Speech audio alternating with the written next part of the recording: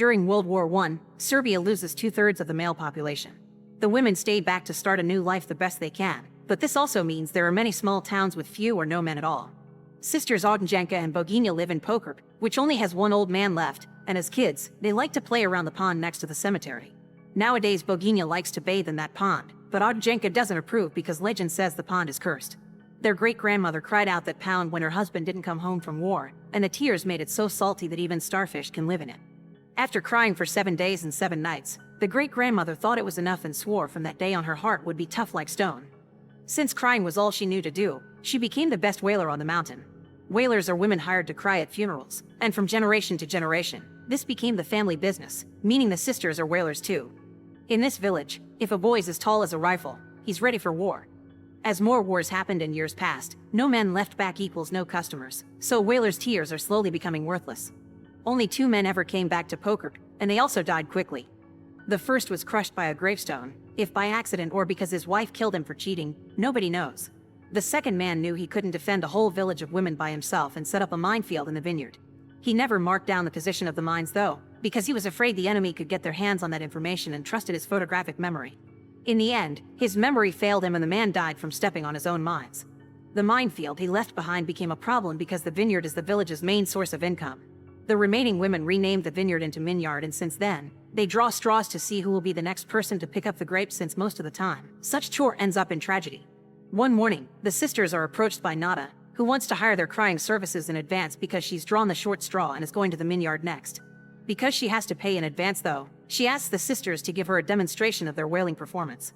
Since their client is still alive, Ognijenka has trouble acting well, thus she tries to think of sad things to make herself cry. She remembers the day their friend Sonia got married, but she didn't even get to kiss her husband before he was dragged away to war, and since then she's been mute. This still doesn't help her cry though, so Bogina tries to help by reminding her that she'll be 22 next autumn, and yet she's never found love. In fact, considering the lack of men, she probably never will. Ognijenka reminds her sister the same will happen to her, and this gets the sisters crying properly.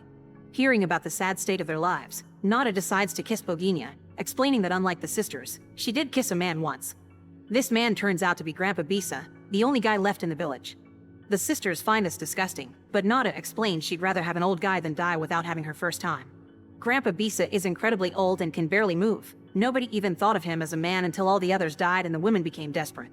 He's growing sicker by the day, but at his old age, there isn't much the villages which can do to keep him with them for longer. Later in the evening, Nada and the sisters go to the local bar where women get together to drink and drown their sorrows, which is harder than it looks because Rashia's band only plays funeral songs, even if they're in a slightly faster tempo. Because Nada is sure she doesn't have much time left, she asks the bartender to drop the cheap drinks and serve spider brandy instead. That way she can go out with a bang. The bartender grants the request, and soon every woman in the bar is having hallucinations of the dead men in their lives. Bogina fights with Rashia over a handsome smoking man that unlike the others looks alive, while Ognijenka cries because not even an illusion will have her before she also gets to see a healthy man as she passes out. In the morning, Sonia enters the Minyard, and before dying in an explosion, she tells the sisters that she's paid for them to have some fun time with Grandpa Bisa. Sometime later, the sisters go to Bisa's hut, but neither of them wants to go first. Bogina pushes Ognijenka onto the bed, but as soon as Bisa touches her, Ognijenka freaks out and yells, which kills Bisa with a heart attack. For having killed the only man left in the village, the sisters are tied to a stake to be burned. Desperate to get out of this one, Bogina tells everyone she could bring back another better man to make up for Bisa, so the villagers decide to give them a chance. The sisters have 3 days to come back with a man, or the witch will make the soul of their great-grandmother rot in a place worse than hell. The siblings ride out of town in search of a man, but it's harder than it looks. The first one they encounter belongs to another female-only town, and those women scare the sisters away as soon as they see them come closer to their guy. The second man they find is actually a woman pretending to be a guy in order to join the army so men can stay back and help repopulate. Eventually the sisters make it to the city, where they're shocked to see that the men from their hallucinations are there. Ognijenka's guy is Dragolub, a circus performer known as the Man of Steel, whose main act is launching himself from a cannon. On the other hand, Bogina's man is Arsa, a smooth Charleston singer. Ognijenka and Dragolub get a crush as soon as they look each other in the eye, and Dragolub invites her to fly with him. Usually this is something he sells to any woman willing to pay, but all the girls that are at first screaming for his attention soon move to Arsa when they hear him sing. The path opens for Ognijenka to join Dragolub in the cannon, and they fly away together until they fall into a nearby lake. Dragolub almost drowns, but Ognijenka drags him out of the water and gives him mouth-to-mouth. Once Dragolub is better, he comments on how impressed he is by Ognijenka and asks her to be his assistant. Meanwhile, Arsa finds himself surrounded by too many women, so to get them off his back, he throws a flower and promises that whoever catches it will be his queen. The women rush to grab the flower that has fallen in the lake as they push each other in the way, and Boginia gets to grab it first, hiding it in her mouth to avoid anyone stealing it from her. However, this is only a trick to give Arsa time to return to his car in order to escape, although he does stop to pick up his friend Dragalub first, who brings Ognjenka with him. The crazy fangirls try to stop the car from leaving and Boginia jumps against the door to show she has the flower. Between that and Ognjenka saying that's her sister, Arsa has no choice but to allow Boginia in the car as well. As the four of them travel together, it's clear that Ognjenka and Dragalub are really into each other, but Arsa doesn't appreciate Boginia's advances. After a few miles, the girls ask for the car to stop so they can change out of their wet dresses, and seeing them wearing new salacious clothing makes Arsa more receptive to their charms. Ognjenka and Dragalub get in their car, but the mood is ruined by Ognjenka's hair getting stuck in the door. She tries to convince Dragalub not to take them back to Poker, but Dragalub refuses because he's eager to see a town full of women desperate for a guy. Meanwhile, Arsa and Boginia make out against some rocks, and Boginia convinces him of ditching Dragalub and escape to Belgrade, the capital, to find fame together. The group gets back on the road and almost run over a funeral procession. As the people begin complaining about the interruption, Boginia drags Arsa with him to steal the hearse in order to escape. This means they accidentally steal the body of the deceased as well. On their way to Belgrade, the couple leaves the car on automatic, causing the body to fall off the vehicle before they get busy in the back seat. When they finally make it to the city, they celebrate by dancing in the middle of it. In the meantime, Ognjenka and Dragalub continue to make their way to Poker, but at least Ognjenka convinces Dragalub to tell her some stories about Belgrade.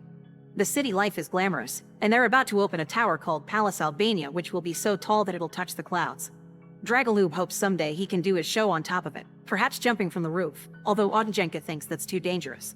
Ognjenka begins thinking about trying to convince Dragalub to go to Belgrade again, but she's overwhelmed by guilt for not keeping up her promise to her people in the memory of her great-grandmother, so they stick to their plan to go to Poker.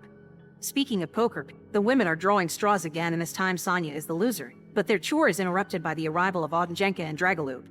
The women at first think he's another illusion, but as soon as they realize the man is real, they're all over him except for a very wary Sonia. Dragalub loves the attention, but Ognjenka can't help getting jealous. Later, they take advantage of Dragalub's circus training to collect the grapes safely. Dragalub rides a bicycle on some ropes across the vineyard while Ognjenka is tied to him, picking up the fruit without having to touch the ground. In the evening, everyone celebrates by making wine the traditional way, which is by stomping all over the grapes in a big bucket, and Dragalub is happy to join the party while Sonia watches him from afar. Meanwhile, the witch keeps her promise and allows the soul of the sister's great-grandmother to rest in peace, which puts Ognjenka's mind at ease. Now that the guilt is gone, she begins feeling rather lonely and frustrated because everyone got what they wanted except for her, but her thoughts are suddenly interrupted by Boginia, who has come back to help. After telling a sleepy Arsa not to leave the car, the sisters go to the bar to get Dragalub back. They find him having fun and Sonia getting closer to kiss him, so a jealous Ognjenka hits Dragalub in the groin before announcing to everyone that he's hers and that they're taking him back to Belgrade. However, the women laugh at the sisters and continue to celebrate without letting them go. Ognjenka tries to convince Dragalub they need to go while everyone's drunk and, after declaring her love for him, she kisses him. Seeing this makes Sonia speak again, requesting the kiss that she has been waiting for since her wedding day was ruined. Dragalub tries to explain he can only kiss Ognjenka, but Sonia ignores him and kisses him anyway. At that moment, Arsa shows up at the bar, and now it's Boginia's turn to get jealous as all the women go after him. Dragalub gets annoyed too because the attention isn't only on him anymore. Arsa wastes no time in having some spider brandy before asking the band to play something in order for him to dance with Boginia on top of the table. However, Rashia tries to cut in and dance with Arsa as well, which begins a fight between her and Boginia. Their feet start to bleed when they step on the glasses on the table, and Dragalub gets so tired of this dumb display that he turns the table over to make it stop. Another argument starts, this time between the two men, and while trying to show off his muscles, Dragalub ends up falling on the floor. The women remind them that the only way to prove who is the better man is through their bed skills, and when Dragalub accepts, Ognjenka throws a glass at his head.